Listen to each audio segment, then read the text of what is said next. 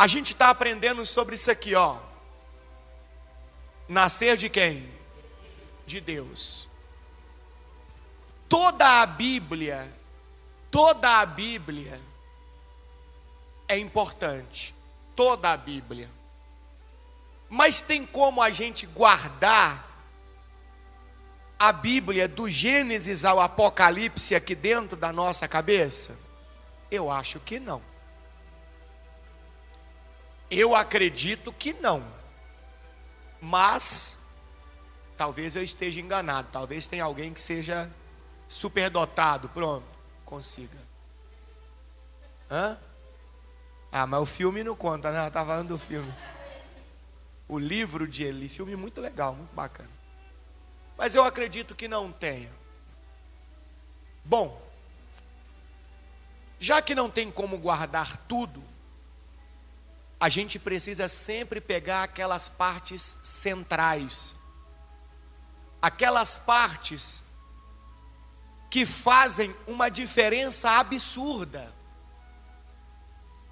na vida de alguém que não coloca em prática aquela instrução. E quando nós falamos de eternidade, morar com Deus, reino dos céus, reino de Deus, não existe talvez uma mensagem mais central do que essa de João capítulo 3, versículo 5. Que o Senhor Jesus Cristo disse assim, eu lhe digo a verdade. Qual é a verdade? Ninguém pode entrar no reino de Deus sem nascer da água e do Espírito. Ninguém pode entrar. É interessante como a Bíblia por si só se explica. Quem entra em algum lugar, entra através do quê? De uma porta. Concorda comigo? Quando eu falo que fulano entrou em minha casa, normalmente ele entra pela porta. Ah, eu entrei hoje na escola, eu entrei pela porta. E o próprio Cristo disse lá em João capítulo 10 assim, eu sou a porta. Então ele está dizendo que para entrar no reino de Deus, tem que passar por Ele. Ele é a porta. Só que nessa porta que é Ele, existe algo que precisa ter sido aplicado em minha vida. O nascer da água e do Espírito. Se eu chego na porta e eu não tenho essas credenciais, eu não entro. Ele é a porta. Olha lá em João 10, 9. Sim, eu sou a porta. Quem entrar por mim será salvo. Então quem passar pela porta, que é Jesus, ou seja, nessa porta ninguém passa forçado. Não tem como passar escondido. Jesus vê tudo, Ele sabe de tudo. Nessa porta só se passa quem está apto. Então ele diz, quem passar por mim, será salvo, vai viver a eternidade com quem? Com Deus. Entrará, sairá e achará o quê? Encontrará o pasto. Então eu preciso estar apto. Eu citei algo a esse respeito lá na nossa congregação que eu estive essa semana em São Paulo. E eu disse assim na igreja que a maioria das pessoas pensam que esse negócio de nascer da água é ser batizado nas águas. E eu mostrei na Bíblia que não é. Não que o batismo nas águas não seja importante. O batismo nas águas é muito importante na minha caminhada de salvação. Porque o batismo nas águas é quando eu digo para todos que me conhecem que agora eu estou assumindo um compromisso com quem? Com Deus. Isso é o significado do batismo nas águas. Eu costumo comparar o batismo nas águas com um casamento. Quando uma pessoa ela resolve se casar, ela vai ao cartório, o juiz que está ali para realizar o casamento dela, ele exige que tenha no mínimo 2 testemunhas. No mínimo. E quando a pessoa vai ao cartório e efetua o casamento, ele está dizendo, o casal está dizendo ali, ó, para o juiz e para as testemunhas, que ele está assumindo um compromisso com aquela pessoa. Por isso que o casamento é tão importante. Ah, mas e se eu só morar junto? Você pode morar junto, é uma escolha sua, mas você está dizendo que não tem compromisso nenhum. Não existe compromisso. Você não firmou o compromisso. Então, Bispo Paulo, então quer dizer que o senhor está dizendo que eu posso estar certo? Não, não disse que está certo, eu disse que você pode o que você quiser. Estamos falando de compromisso. Compromisso só existe quando é feito lá diante das testemunhas. E o batismo nas águas é a mesma coisa. Por isso que não existe batismo que a pessoa se batiza. Você já viu que tem uma loucura para aí? Tem um negócio meio estranho. Não, eu vou me batizar. Aí a pessoa mesmo pega lá uma água, então ela pula no lago e estou batizado. Tá, não, mentira. Mentira. O batismo nas águas tem que ter quem faz o batismo. Ao casamento, não tem um juiz? Então o batismo nas águas tem que ter quem realiza. E tem que ter também, no mínimo, 2 testemunhas. Tem que ter as testemunhas. Porque são essas testemunhas que vão fazer o quê? Que vão testificar para todos os outros que você tomou uma decisão de assumir um compromisso com quem? Com Deus.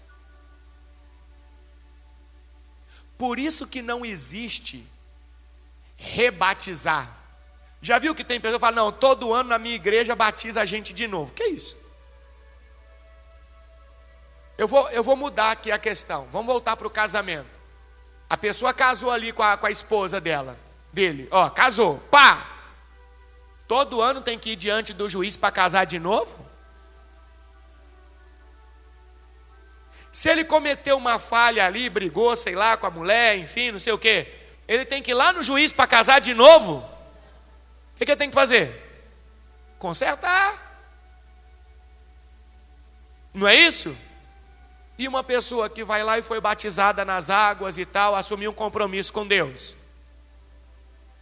Aí ela cometeu um deslize, um erro, falhou com Deus. O que ela tem que fazer? Consertar. Não tem como a pessoa estar ali, não, agora eu errei, eu tenho que fazer o compromisso com Deus de novo. Mas então quer dizer que não tinha? Não foi feito? Por isso que a Bíblia fala que existe um só batismo. O dia que a pessoa tomou a decisão de fazer um compromisso com quem? Com Deus. Por isso que o batismo é tão importante. Quando eu digo que o nascer da água não é o batismo nas águas, não significa que eu estou menosprezando o batismo nas águas. O batismo nas águas faz parte do processo de um cristão, de uma pessoa que quer andar com Deus. Mas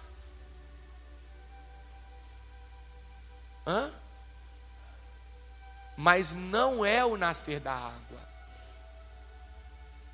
Nós já aprendemos aqui que nascer da água, quando Jesus falou sobre isso, ele falou numa linguagem figurada. Água serve para lavar. Então ali ele estava falando do arrependimento. Nascer da água significa a pessoa ser lavada pelo arrependimento. Ela olhar para aquilo que ela cometeu, que ela falhou diante de quem? De Deus. E ela ter nojo daquilo, ela se arrepender, ela falar: como é que eu pude fazer isso contra Deus? Como é que meu Deus, me perdoa. Ela é tomada por um arrependimento verdadeiro, que ela passa a desprezar aquele tipo de prática. E lá em Ezequiel nós aprendemos isso. Lá em Ezequiel 36,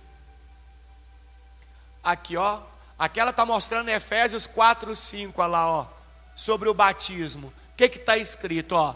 Há um só Senhor, uma só fé e o quê?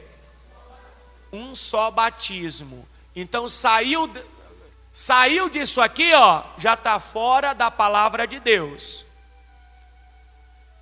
Há um só batismo. Mas lá em Efésios, é 36, se eu não me engano, Ezequiel, perdão, acho que é 36:11, era isso? Coloca para mim, por favor. 36, não é aí não. Cadê? Coloca para mim, por favor. A Bíblia Sagrada fala que onde existe 36:31, olha o que acontece aonde a pessoa nasce da água. Por isso que eu disse que essa é uma das mensagens fundamentais. Se eu quero ir para o céu, para o reino de Deus, é isso aqui, ó. Quando a pessoa nasce da água, ela é lavada pelo arrependimento. Olha o que acontece. Então, se lembrarão dos pecados que cometeram no passado e terão o quê? Aversão de si mesmos por todas as coisas detestáveis que fizeram. Olha que profundo isso. Aonde existe um verdadeiro arrependimento, aonde a pessoa nasceu da água, ela passa a ter aversão de si mesma quando ela se lembra das coisas que ela cometeu no passado contra Deus. Então ela não relativiza nada, ela não diz: aquele famoso aí, eu não acho que isso aqui é errado, não. Eu não penso. Pronto. Significa que aquela pessoa ainda não nasceu da água. Ela não foi lavada pelo arrependimento. Porque quando a pessoa é lavada pelo arrependimento, ela se torna outra criatura. Ela se torna uma outra pessoa. Ela olha para aquilo ali que não agrada a Deus e ela fala: eu detesto isso. Eu detesto esse tipo de prática, porque eu já até fiz isso no passado e eu sei que eu falhei com Deus. Essa nasceu da água. E é sobre isso que Jesus estava falando lá em João 3,5. Ninguém pode entrar no reino de Deus se não nascer da água. Aí vem do Espírito. O que é nascer do Espírito que nós aprendemos?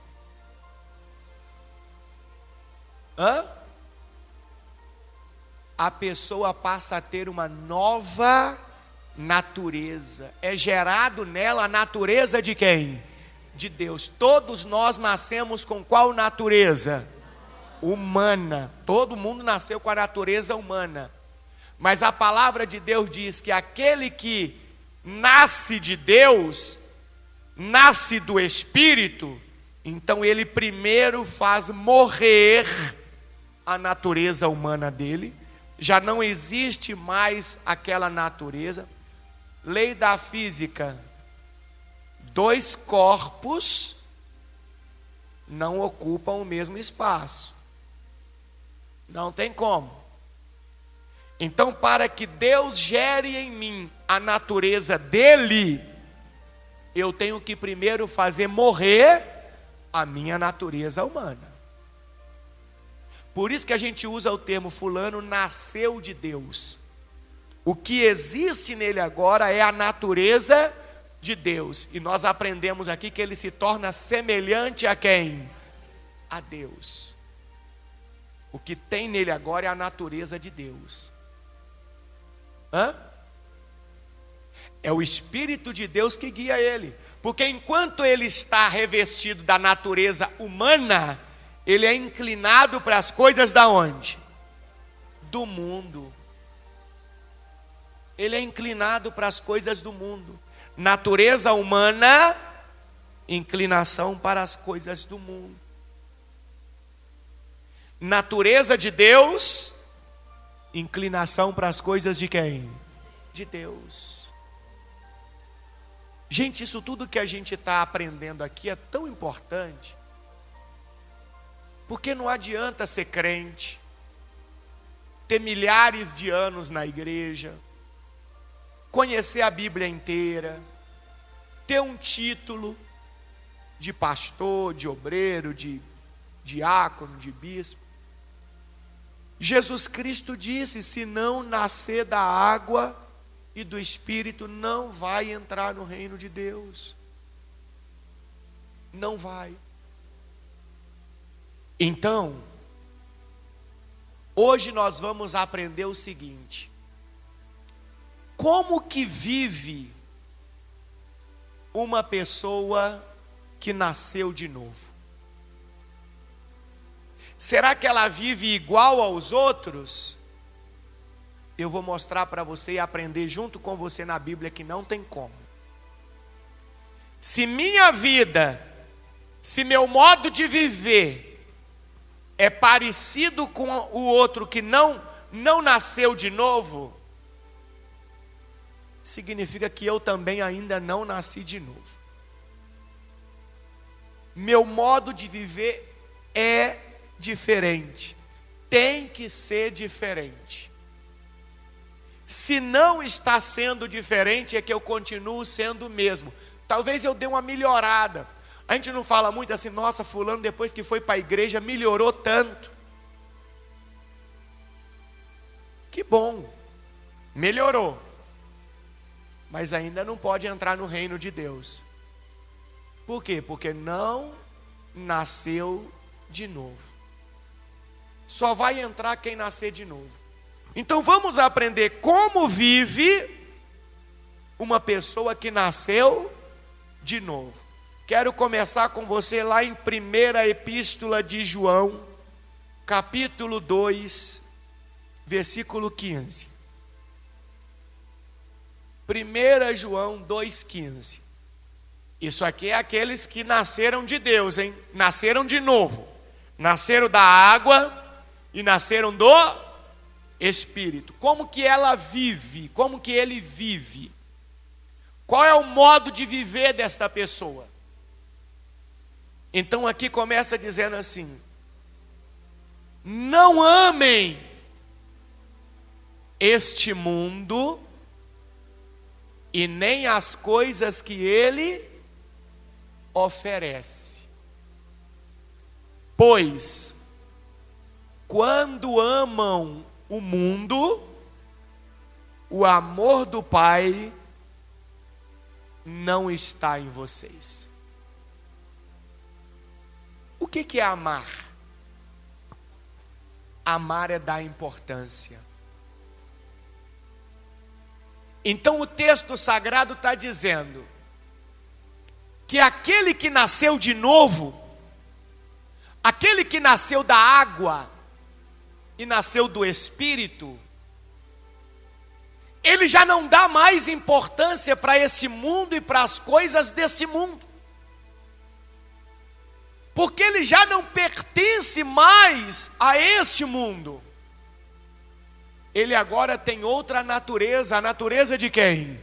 De Deus. Então ele ama, e ele dá importância às coisas de quem? De Deus.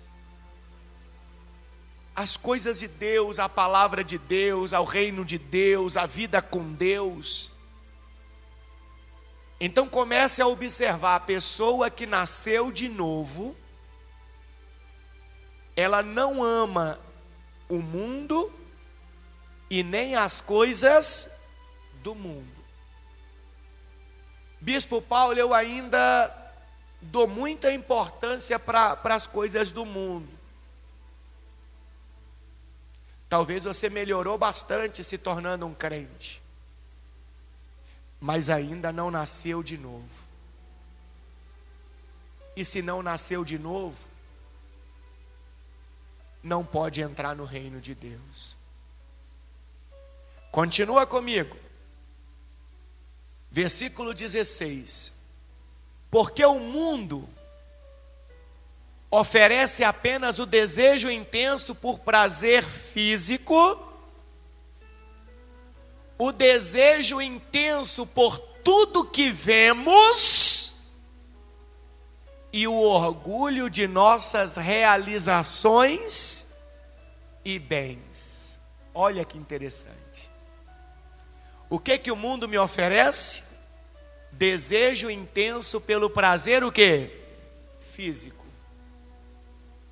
Então, se eu dou muita importância, eu amo as coisas do mundo, eu vou estar sempre vinculado a essa ideia de satisfazer o prazer físico. Eu vou estar sempre vinculado a essa ideia de satisfazer o meu orgulho através das minhas realizações e bens, conquistas. Quer dizer que a minha alegria vai estar sempre vinculada às coisas que pertencem a este mundo. Então eu ainda pertenço a este mundo. Eu ainda sou guiado por uma natureza humana. Eu não nasci de novo. Mas, Bispo Paulo, por que a Bíblia é tão radical, vou usar esse termo, contra essas coisas do mundo? Simples. Está lá em 2 Pedro capítulo 3, versículo 11. Depois a gente volta aqui. 2 Pedro capítulo 3, versículo 11. Olha a vida de uma pessoa que nasceu de novo. Como que ela vive? Visto, portanto, que tudo ao redor será o quê? Lê para mim. Visto, portanto, que tudo ao redor será o quê? Tudo que você vê, tudo que existe nessa terra, será destruído. Aí a pergunta é: qual a lógica você amar e dar toda a importância para aquilo que será destruído? Imagina você brincando de cartas, baralho, mas não jogando. Já viu quando a gente pega as cartas e começa a montar aquelas casinhas e vai montando aquela pirâmide, aquela coisa toda, e você tem tanto trabalho para ir fazendo aquilo ali, e você vai com jeito, você pega aquela carta para colocar mais uma, E você vai, olha, você tenta não tremer e daí a pouco chega um menino e bota o dedo. Do que valeu todo o seu esforço por aquilo? E como é que você fica quando o menino vai lá e bota o dedo e joga tudo no chão? Depois já estava ali há 2 horas montando ali a sua casinha, ali, 2 horas. Como é que você fica? Sabe por que você fica irado? Porque você viu que tudo aquilo que você construiu acabou em milésimos de segundo. É por isso que Deus está ensinando que quem nasce de novo não ama o mundo nem as coisas do mundo, porque ele sabe que tudo vai ser o quê? Destruído. Ninguém fica aqui para sempre. Vai chegar a sua hora, vai chegar a minha hora, não sei quando. Ninguém sabe quando. Mas uma coisa é certa, vai acontecer. Vai ser a vinda de Cristo e nós vamos estar aqui vivos ainda e vai ser tudo destruído? Não sei. Pode ser assim, ou pode ser que por algum motivo a pessoa deixe essa vida. Aí, ela está dizendo que essa semana uma conhecida dela de 32 anos de idade faleceu porque deu um AVC e... Como saber quem vai ter um AVC? Tem como saber? Não tem. Ah, Bispo Paulo, mas eu não bebo nem fumo. Mas quem diz que quem tem AVC é só quem bebe e quem fuma? Você vê que as pessoas criaram alguns tipos de fugas. Tipo, isso nunca vai acontecer comigo, que eu não faço aquilo. Meus irmãos, tudo aqui acaba. A pergunta maior é: como será a sua eternidade?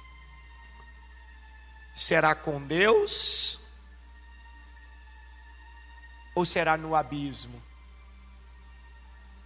Para ser com Deus, é fundamental, é indispensável que você venha, o que Jesus ensinou? Nascer de novo, nascer da água e do Espírito. Se não nascer de novo, esquece. Esquece. Então olha que interessante. Olha lá. No 2 Pedro, capítulo de número 3, versículo 11. Visto, portanto, que tudo ao redor será o quê? Destruído. A vida de vocês quem? Os que nasceram de novo, os que nasceram da água e do Espírito. A vida de vocês deve ser caracterizada por santidade e devoção. Essa tem que ser a base da vida de alguém que nasceu de novo. O que é santidade? Uma vida separada de acordo com a vontade de quem? De Deus. E o que é devoção? A gente usa muito esse termo, às vezes na religião católica. A gente fala assim, ó, o José é devoto de Maria. Ah, devoção tem a ver com prazer de servir, com dedicação. Quando a gente fala que alguém é devoto, a gente está falando que aquela pessoa tem prazer de servir, ela se dedica com alegria. Então a base de vida, o fundamento de vida daquele que nasceu de novo, deve ser caracterizado por santidade e devoção. Aí eu vou te fazer 2 perguntas. Não precisa responder para mim. O culto é um momento de quê? Ouvir a palavra e o quê? E refletir. O culto é para isso. O fundamento da sua vida, a base da sua maneira de viver, tem sido caracterizada pela santidade? Você tem vivido uma vida separada, de acordo com aquilo que agrada a Deus? Se a resposta for sim, é um bom sinal, é um grande indício que você já nasceu de novo. Se a resposta for não, não, Bispo Paulo, minha vida ainda não é caracterizada por santidade, então também isso é um forte indício de que você ainda não nasceu de novo. Outra pergunta: o fundamento da sua maneira de viver hoje é caracterizado por sua devoção a Deus? Quando você olha para você, sua maneira de viver, não o que você acha, o que você faz,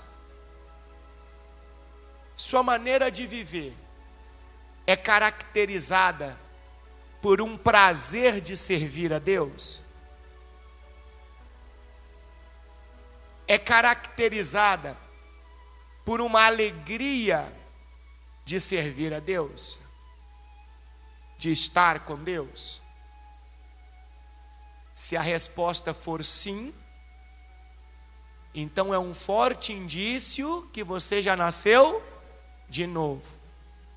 Se a resposta for, Bispo Paulo, eu não tenho ainda essa devoção não, esse prazer de servir a Deus, de estar com Deus, com as coisas de Deus, não, eu faço, mas eu não tenho esta devoção, esse prazer. Então é um forte sinal de que você ainda não nasceu de novo. E por que toda essa reflexão e preocupação? Porque no final, no dia que você chegar na porta, a característica ou a credencial mais importante vai ser essa: quem nasceu de novo, passa. Quem não nasceu de novo, não entra. É o que está escrito lá em Mateus 7:22. Lembra Mateus 7:22? Não? No dia do juízo, muitos me dirão: Senhor, Senhor, não profetizamos em teu nome? No dia do juízo as pessoas vão estar diante da onde? Diante da porta. Quem é a porta? Jesus. E aí começam os argumentos: Senhor, deixa eu entrar. Senhor, a porta está fechada por quê? Eu não profetizei em teu nome? Eu não expulsei demônios em teu nome? E não realizei muitos milagres em teu nome? Eu, porém, responderei. Eu quem? Jesus, que é o quê? A porta. O que a porta vai dizer? O que Jesus vai dizer? Nunca os conheci. Por que ele nunca conheceu? Porque não nasceu dele, não nasceu de novo. E aí ele vai dizer: pode entrar? Ele vai dizer: pode entrar? O que ele vai dizer? Afastem-se de mim, vocês que desobedecem o quê? A lei. O que é a lei? O ensinamento de Jesus, a palavra. A Bíblia não é difícil de entender não, pessoal. A gente só tem que estar com o coração aberto. Quando o coração está fechado, aí não vai mesmo não. Mas quando o coração está aberto, a gente entende. E a gente tem a oportunidade de mudança. Olha quanta coisa estranha está acontecendo no mundo. Quanta praga, quanta peste. Inclusive tem uma peste nova aí, viu? Vou fazer um trabalho para o governo agora. É sério. Passou no jornal ontem que tem a praga da febre amarela de novo. Praticamente já tinha sido erradicado isso no país. Voltou com força total, inclusive já tem óbitos lá no estado de São Paulo. E a coisa está terrível. Inclusive, se você não tomou a sua vacina de febre amarela, procure um posto de saúde, vai tomar. Vai tomar. Está aí de novo. Todo dia, todo mês é uma praga nova. É uma peste nova. A gente vê as profecias se cumprindo todinhas. Dia 28 agora, está programado uma coisa histórica, que ninguém aqui vai ver de novo se o mundo não acabar pelos próximos 150 anos, que é o alinhamento de todos os planetas do sistema solar, e que você vai poder ver a olho nu, se o céu não tiver nublado. E o que Cristo Jesus disse?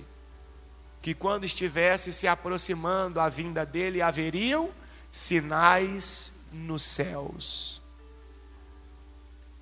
Sinais nos céus. Pestes. Terremotos. Fome. Guerras. E aí, ele disse lá em Filipenses, se eu não me engano, 5:2, eu não lembro. Ele disse: quando disserem está tudo em paz, observe que nós estamos caminhando para isso. Aquele problema Israel e Gaza, você praticamente não ouve mais, já estão nas negociações, entregando refém, não tem foguete, mas cadê o foguete? Cadê aquela loucura? E hoje, quem gosta de jornal aí já viu, o presidente da Ucrânia já disse, hoje, que se for necessário ele deixar o cargo dele, para que seja feito o acordo de paz entre Rússia e Ucrânia, ele está disposto a deixar o cargo dele.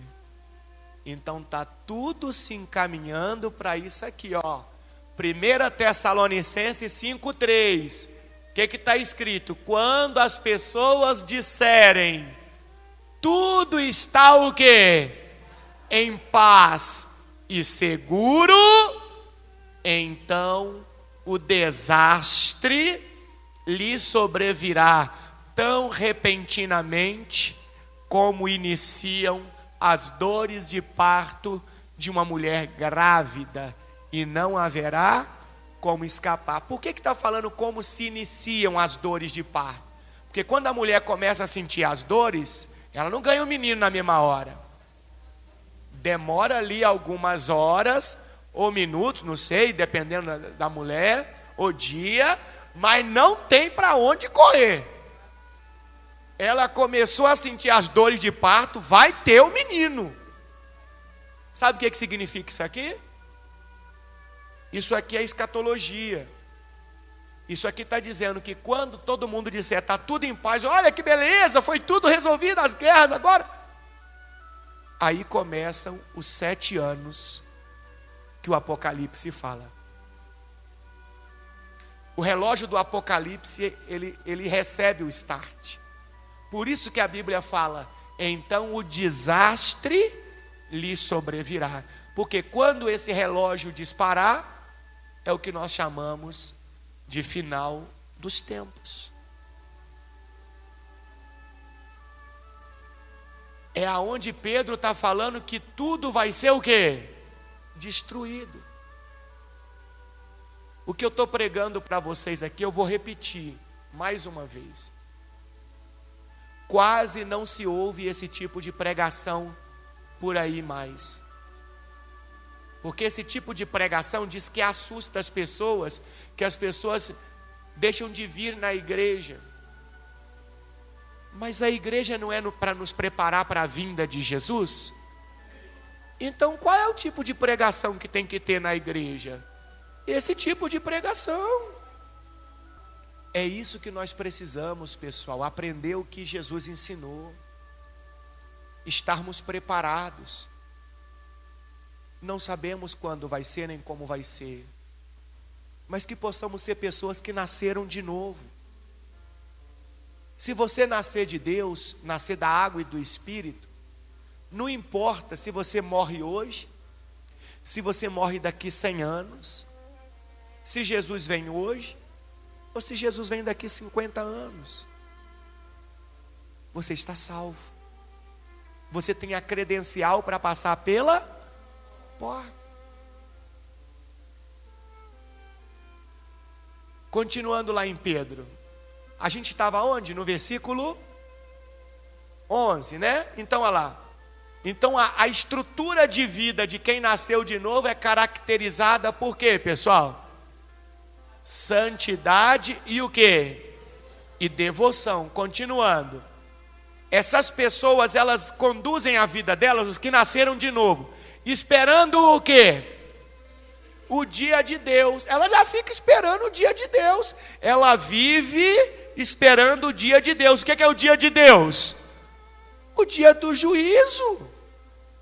Ela não tem medo do dia do juízo. Por que ela não tem? Porque ela já tem a carteirinha dela.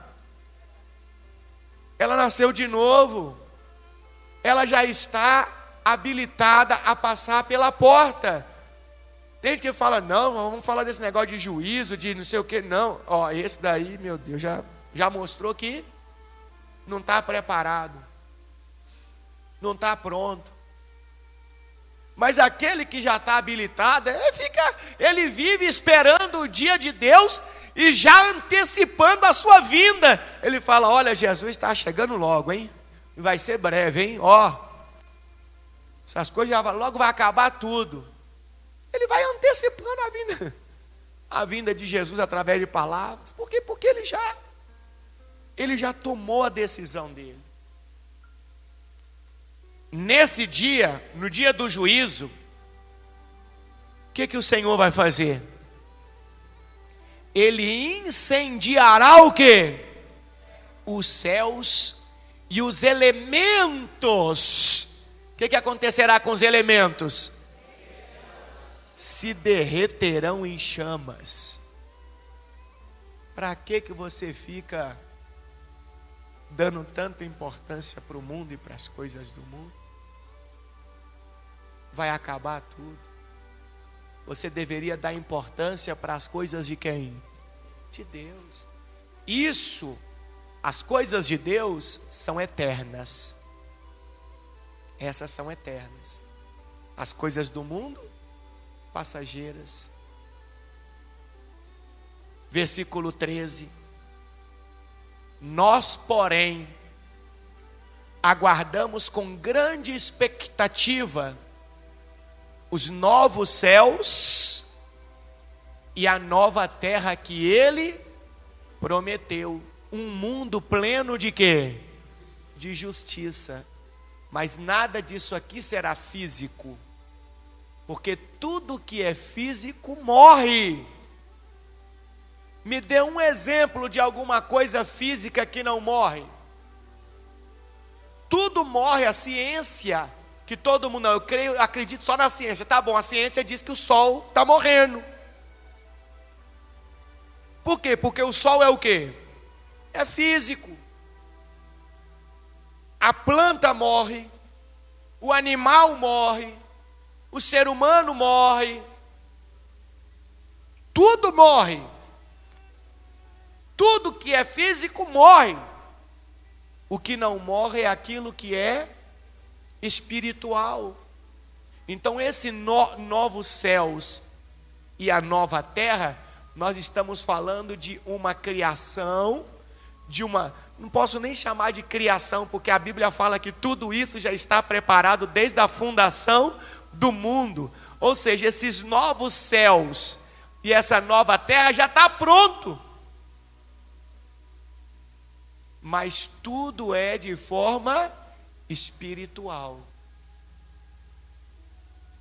Então nós, porém, aguardamos com grande expectativa os novos céus e a nova terra, que ele o quê? Prometeu, um mundo pleno de quê? De justiça. Portanto, amados, enquanto esperam que essas coisas aconteçam, façam o quê? Esforcem-se para levar uma vida o quê? Pacífica, pura e sem culpa aos olhos de quem? Aos olhos de Deus, não é a seus olhos. Já viu quando a pessoa disse: eu acho que isso aqui não tem problema, mas não é o que você acha. A Bíblia está dizendo que nós devemos nos esforçar para levar uma vida pacífica, pura e sem culpa aos olhos de Deus. E como que eu sei que eu consigo levar uma vida sem culpa aos olhos de Deus? Quando eu estou conduzindo minha vida de acordo com o quê? Com a palavra de Deus. Aí não tem culpa, eu não sinto culpa de nada. Porque eu estou caminhando, me esforçando ali para viver de acordo com a palavra de Deus. Mas isso aqui só consegue quem nasceu de novo. Quem não nasceu de novo não consegue, ele relativiza, ele fica procurando justificativas para as coisas que ele deseja. Não, eu desejo isso, mas eu acho que isso aqui é assim, assim. Eu penso que é assim, assim. Tudo bem. Você pode pensar do jeito que você quiser, você pode fazer do jeito que você quiser, mas que essas atitudes são inclinações da natureza humana, são. Porque a natureza de Deus, ela vai procurar sempre viver sem culpa aos olhos de Deus. Aos olhos de Deus. É assim que vive quem nasceu de novo, pessoal. Quem nasceu de Deus, ele vive preocupado em não desagradar a quem? A Deus. Porque o que está nele agora foi gerado por Deus. Por Deus. Ele vive para fazer a vontade de Deus. Por isso que ele é diferente.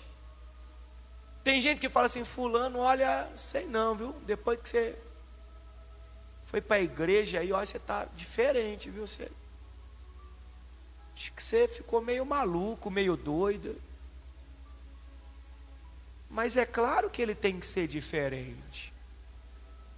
Se ele não for diferente, significa que ele é igual a quem não nasceu de novo. Então, ele só deu uma melhorada. Acontece uma transformação, pessoal. Uma mudança. Está lá em 2 Coríntios, capítulo 5, versículo 17. Se eu não me engano, é isso? 17? Deixa eu ver, coloca para mim. 2 Coríntios. Pronto. Olha aqui, ó. Olha como que ele tem que ser diferente. Tem que ser diferente. Olha o que está escrito em 2 Coríntios 5, 17. Logo, todo aquele que está em quem? Em Cristo, se tornou o quê? Uma nova criação. Ele não é o mesmo mais. Se a pessoa agora está em Cristo, ela nasceu de Deus, ela está ligada com Deus, então ela se tornou uma nova criação, ela nasceu de novo, então ela não pode só melhorar, porque quem melhora continua sendo o mesmo. Ó, o aluno fulano melhorou, ó, o aluno fulano, ele continua sendo fulano, ele só melhorou. eu tenho que entender que o nascido de novo, o que nasceu da água e do Espírito, ele se torna uma nova criação. Ele é um ser diferente, ele é um ser novo, gerado por Deus. Gerado por Deus. Então, se ele é gerado por Deus, o que está escrito lá? A velha vida acabou. Não pode ter parte da velha vida em mim, porque senão ela não acabou. Não acabou. E uma nova vida teve o quê? Início. Aquela velha vida acabou, não tem mais nada dela em mim. Acabou, ela morreu. E começou uma nova vida. Por que uma nova vida? Porque eu nasci de novo. Eu já não sou mais uma melhora do que eu era. Não. Acabou. Tudo novo. Versículo 18. E tudo isso vem de quem? Vem de Deus, esse novo nascimento. Aquele que nos trouxe de volta para si, por meio de Cristo, e nos encarregou de reconciliar outros com Ele. Olha que coisa linda. Então, através de Cristo Jesus, do sacrifício do Calvário, o Senhor nos alcançou, nos resgatou de volta para Ele, quando nós nascemos de novo. Só que através de nós, Ele nos encarregou de fazermos o quê? De reconciliarmos outras pessoas com Ele. É aonde nós levamos a palavra da salvação, a palavra do arrependimento, a palavra do nascer de novo. Quando eu levo essa palavra para outras pessoas, eu estou cumprindo a missão que Ele me entregou, Ele me encarregou disso. Quem nasceu de novo, quem foi gerado por Deus, leva outras pessoas a serem geradas por Deus. Eu conheci um pastor que ele dizia assim: ovelha gera ovelha e bode gera bode. Eu só vou conseguir levar outras pessoas a nascerem de Deus, se eu já tiver nascido de Deus. Se eu não tiver nascido de Deus, eu vou fazer outras pessoas serem como eu sou. Melhorados. Exatamente. Exatamente. Eu vou conseguir levar outras pessoas a serem pessoas melhoradas. Olha que profundo isso. Então, olha lá, Ele nos encarregou de reconciliar outros com Ele. Agora presta atenção que é muito forte. Pois em Cristo Deus estava reconciliando consigo o mundo, não levando mais em conta os pecados das pessoas. Quando a pessoa crê no sacrifício de Jesus e o recebe como seu único Senhor e suficiente Salvador, os pecados não são perdoados? Então, através de Cristo, Deus estava reconciliando com Ele o mundo, as pessoas. E Ele nos deu esta mensagem maravilhosa de reconciliação. Agora segura essa, versículo 20. Agora, portanto, somos o quê? Somos o quê? Embaixadores de Cristo. O que é um embaixador? Qual a função de um embaixador? Aqui em Brasília está cheio. Qual que é a função deles aqui? Representar o país deles, correto? Então, se a Bíblia está dizendo que aquele que nasceu de novo, ele se torna um embaixador de Cristo, então ele se torna um representante de Cristo. Deus faz o seu apelo por nosso intermédio.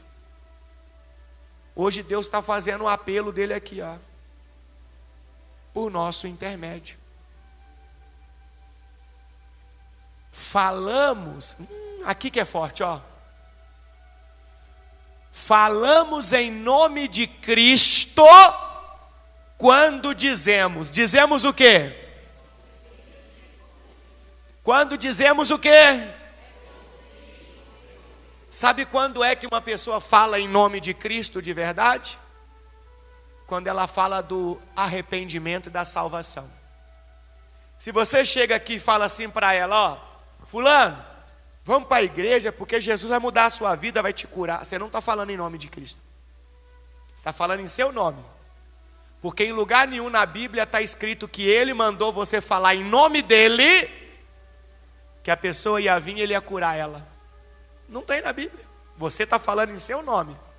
Por isso que quando a pessoa não é curada, porque Jesus cura quem Ele quer. Quando a pessoa não é curada, ela deveria culpar você e não Jesus. Porque você falou em seu nome. Foi você que disse para ela que Jesus ia curar ela. Não estou dizendo que Jesus não cura, por favor. Não distorce as coisas. Mas Ele nunca te autorizou a falar em nome dEle que Ele iria curar aquela pessoa. Se Ele não autorizou, você está sendo... Como é que é quando a pessoa usa o nome de alguém e aquele alguém não autorizou? Tem um nome técnico, não tem?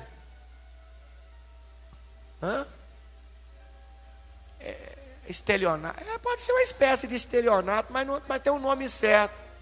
Tem um nome técnico. Falsidade ideológica pode ser também.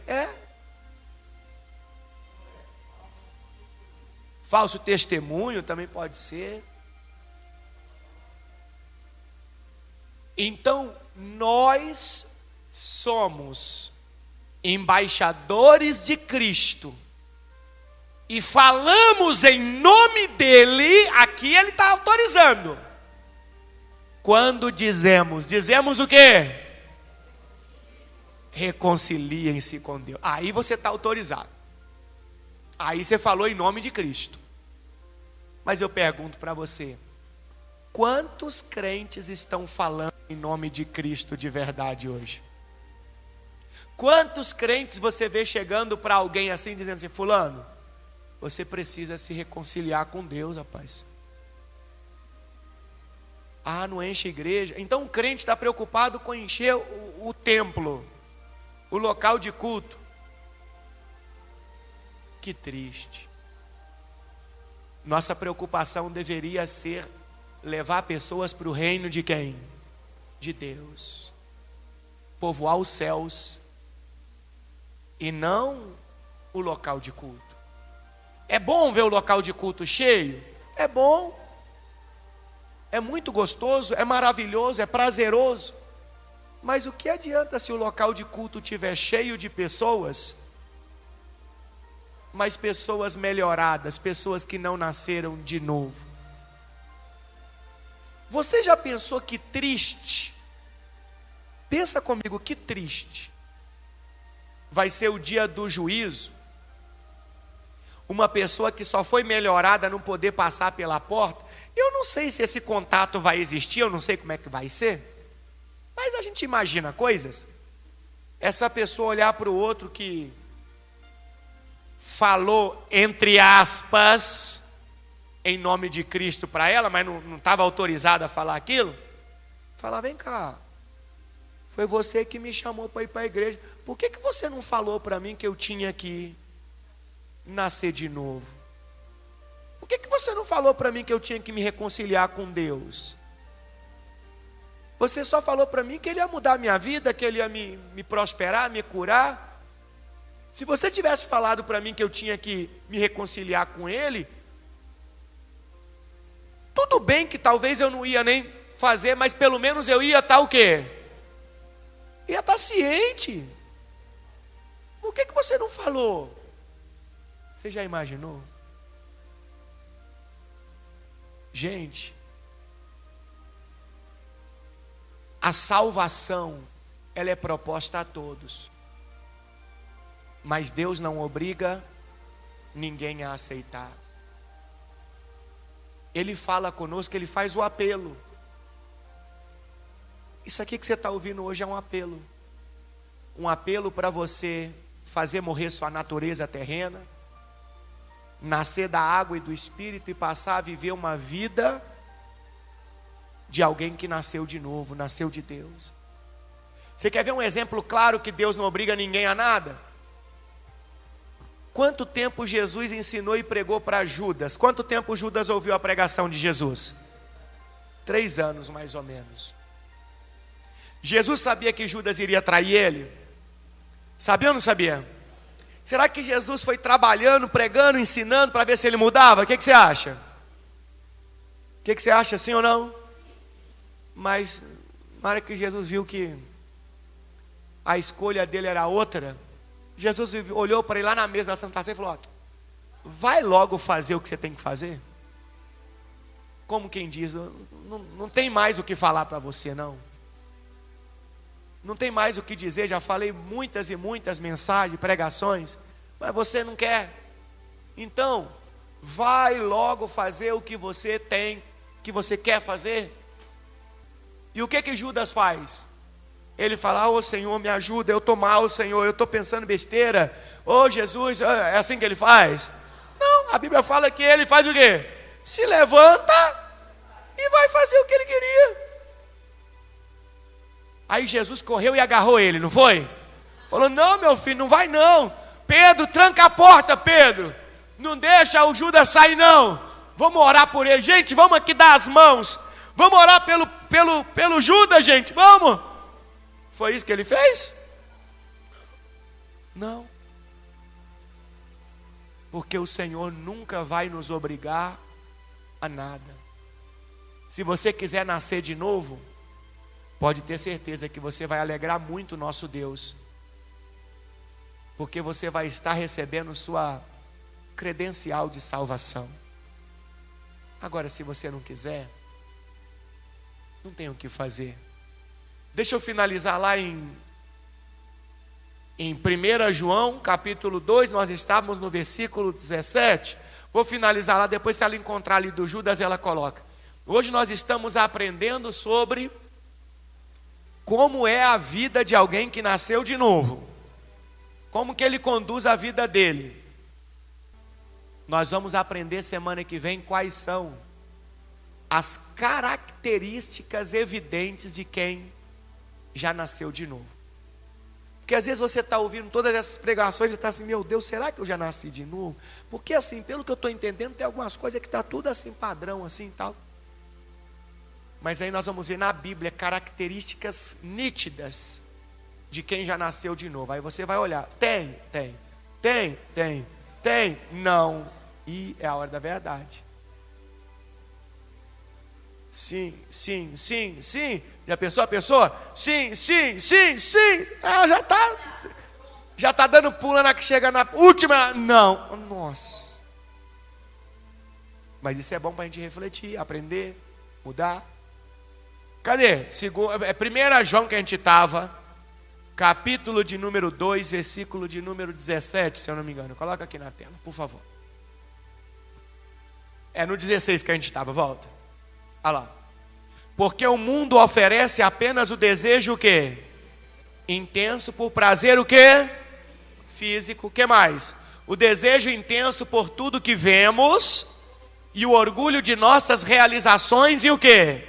E bens. Isso é o que o mundo oferece. Isso não provém de quem? Gente, presta atenção, pega a visão. Pega a visão.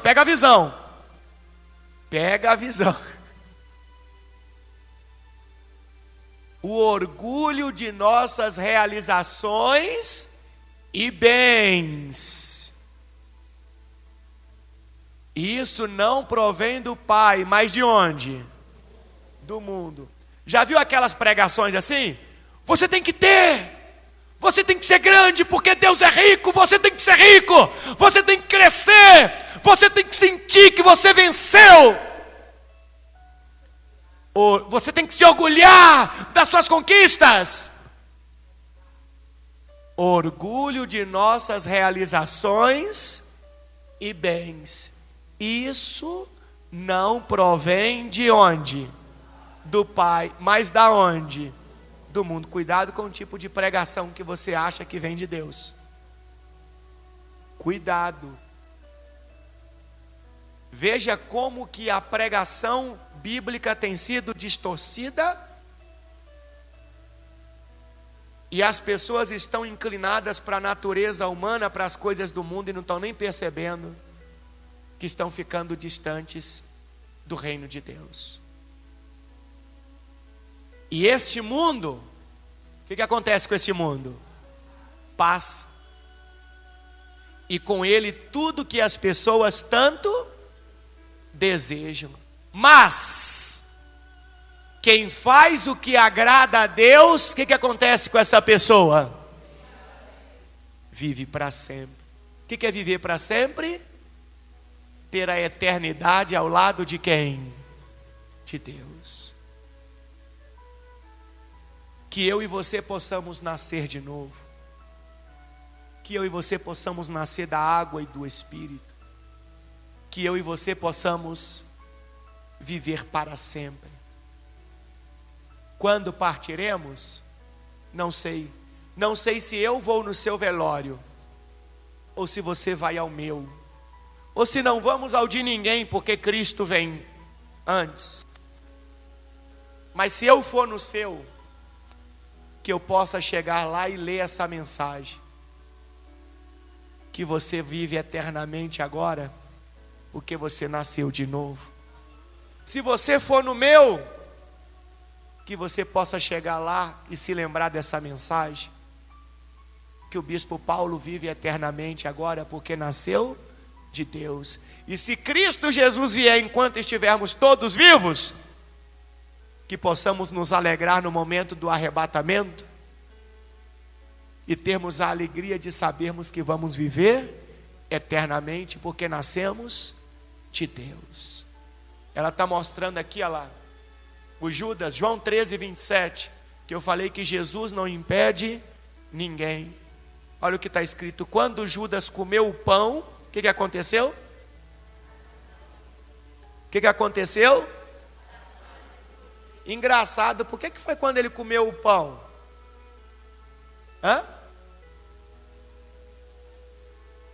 Porque o pão simbolizava o corpo de Cristo. E o que é o corpo de Cristo? A igreja. A igreja. Ele estava supostamente na igreja, mas ele não queria comunhão com quem? Com Deus. Então ele participa do pão que simboliza a união com os irmãos. E como ele não queria comunhão com Deus, no mesmo instante Satanás entra nele. Olha que forte isso. Olha que forte isso. Estava enganando. E aí o diabo entrou. Então Jesus lhe disse, o que Jesus disse para ele? O que você vai fazer, faça logo. Como quem diz, já não tem mais como tentar ajudar você, ensinar você. O seu coração está o quê? Bloqueado. O 28 continua alguma coisa? Olha lá, o 30. Judas saiu depressa e era o quê? Noite. Alguém pediu? Eu imagino os discípulos lá não entendendo nada. Os outros, o que ele tem que fazer? Por que ele saiu? Se a gente está aqui com o mestre, é o melhor lugar para estar é aonde? É aqui. Eles iam dar uma surra nele, imagina. Pessoal, procurem viver uma vida pacífica, pura. Uma vida que agrada aos olhos de quem? De Deus, sem culpa aos olhos de Deus. Procura viver uma vida em santidade e devoção. Quem não nasceu de novo, toma essa decisão.